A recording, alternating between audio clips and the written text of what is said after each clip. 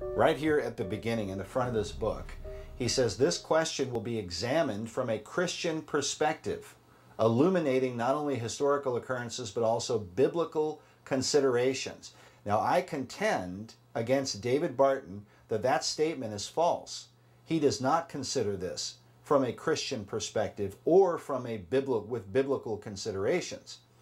The reason I contend against David Barton on that issue is I don't believe he really is examining these things, the founders, from a Christian perspective. And he's certainly not judging according to the Bible. And the chief reason that I say that is that David Barton leads tours throughout Washington, D.C., trying to convince people that the architecture and the design there is somehow or other evidence of our godly heritage, or godly Christian heritage, we would assume.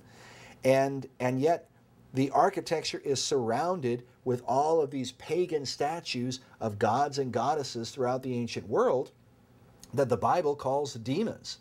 The Bible says very clearly that Neptune and Apollo and Athena and Hermes and so on, all of these gods that are there in Washington, D.C., the Bible says they're demons.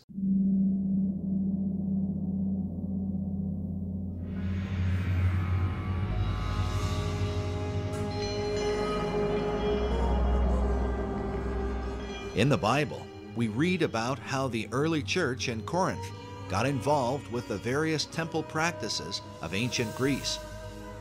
Those who were Christians were joining themselves to those who still worshiped the gods and goddesses of the pagan world.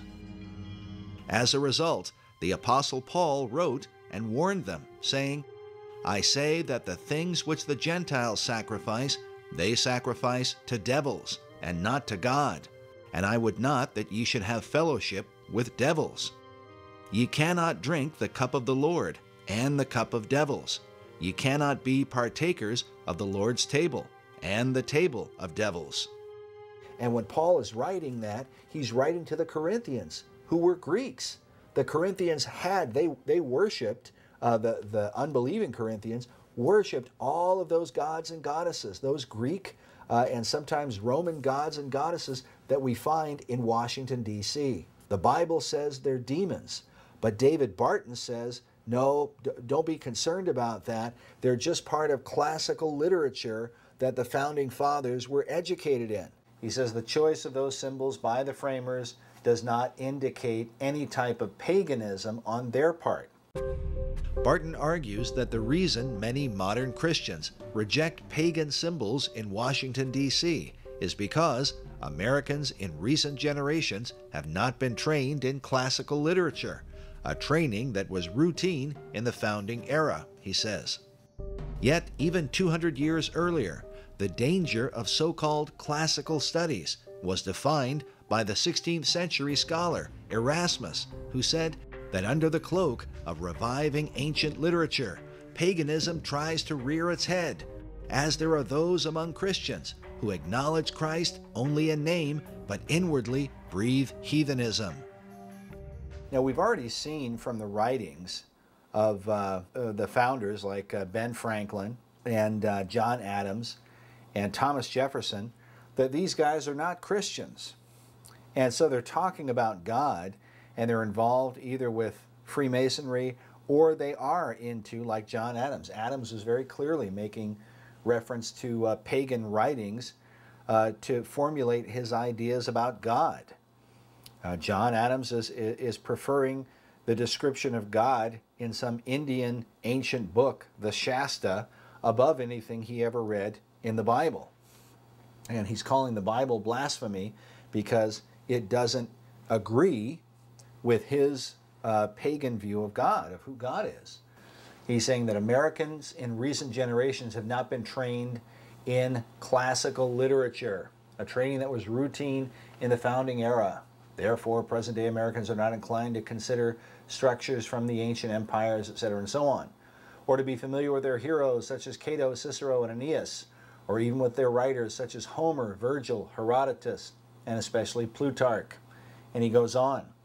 Homer and Virgil, or let's just take Homer. A lot of people know Homer from the writing of the Iliad and the Odyssey. Okay? What's Homer writing about? Homer's writing about Odysseus or Ulysses going on his journeys and encountering all the various gods and goddesses of the ancient world. That's what he's writing about. All of those gods that are being talked about, the Bible calls demons. The Bible says these are demonic powers and principalities. And the same is true of all these other writers. In fact, the Goat of Mendes in the 19th century that was developed with the Baphomet by Eliphas Levi. Eliphas Levi developed his philosophies about that through the writings of Herodotus, who's writing about the pagan mysteries of the ancient world and how the Greeks and the Romans were interacting with the Egyptians and so on. Now, if David Barton was judging this from a biblical perspective, then he would acknowledge that these various gods and goddesses are called demons, according to the Bible.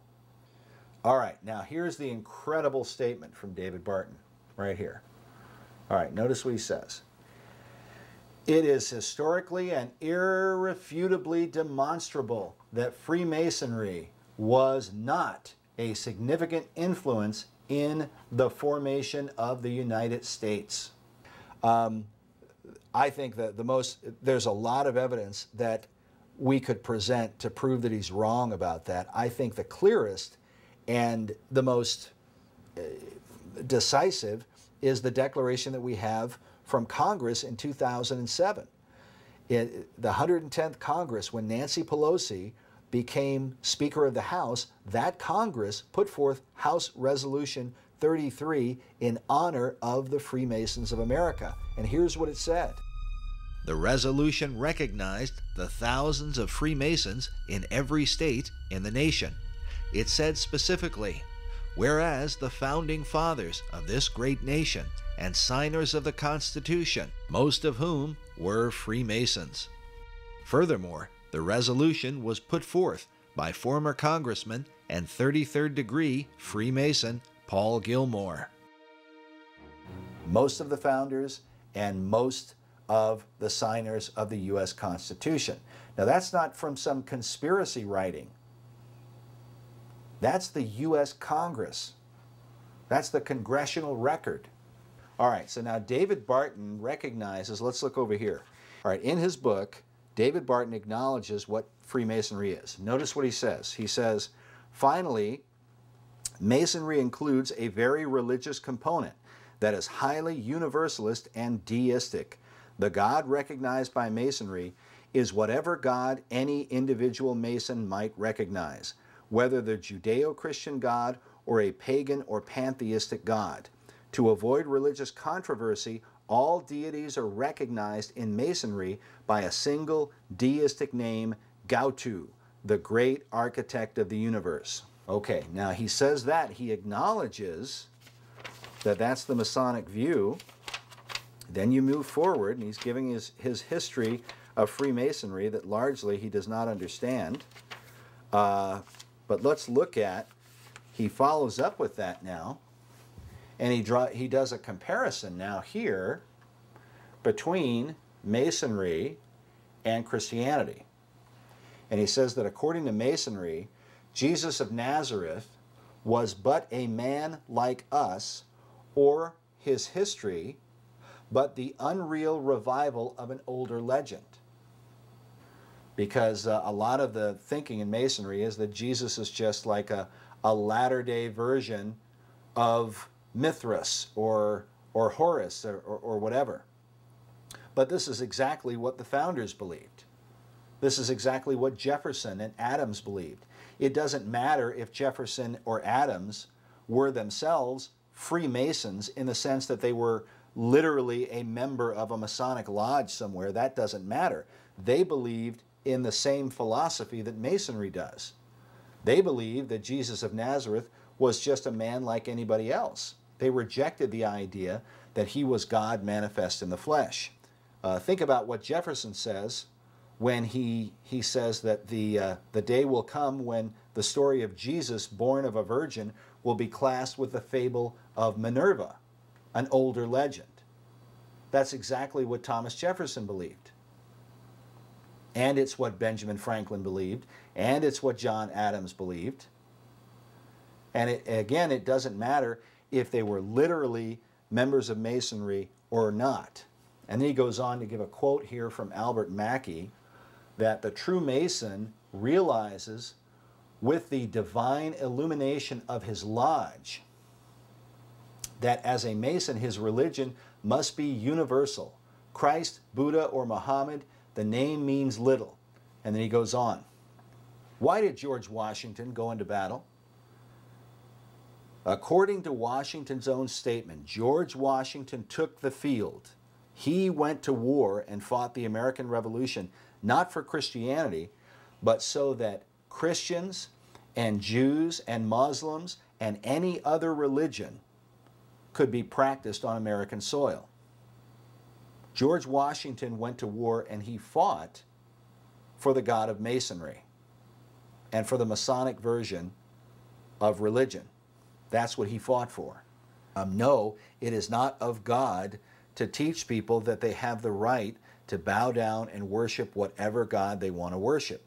God would not send a Christian man onto the field of battle to fight for the principle of allowing people to worship demons. I know of nothing in the Bible where God says, yes, go into all the world and make sure that people have the right to worship idols.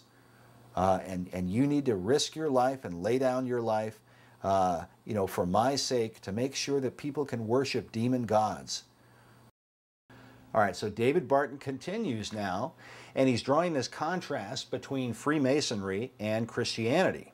And he admits what the Masonic philosophy and viewpoint is. According to Masonry, the absolute is reason. If God is, he is by reason. Now, isn't that what we've been hearing about from most of the founding fathers? Thomas Paine wrote The Age of Reason. We have Thomas Jefferson talking about, keep reason firmly in your grasp and so on. John Adams is arguing philosophic reason against the idea of divine revelation. There are even quotes from Benjamin Franklin on human reason. There's a quote from George Washington where Washington says that religion cannot exist without reason. Washington said, religion is as necessary to reason as reason is to religion. The one cannot exist without the other. All right, so that's the quote from Washington.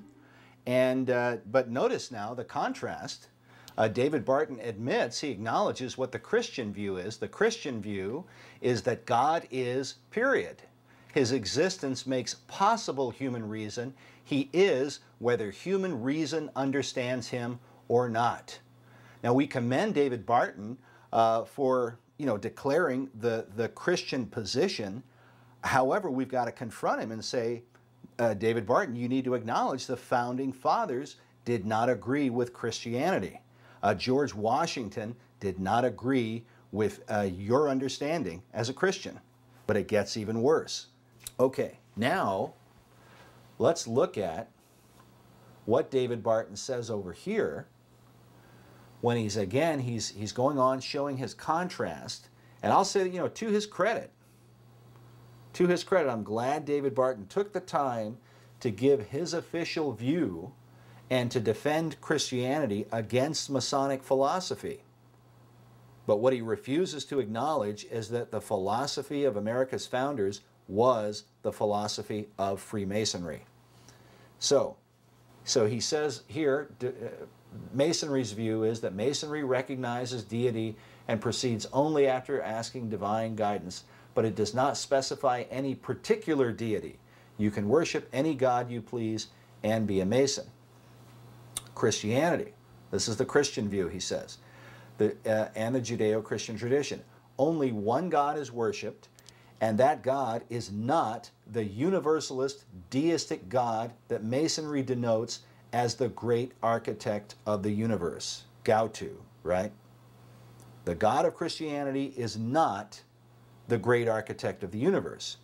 Now, what David Barton does, what's incredible in this book, is you keep reading this book, and as we go on, beginning in page 1.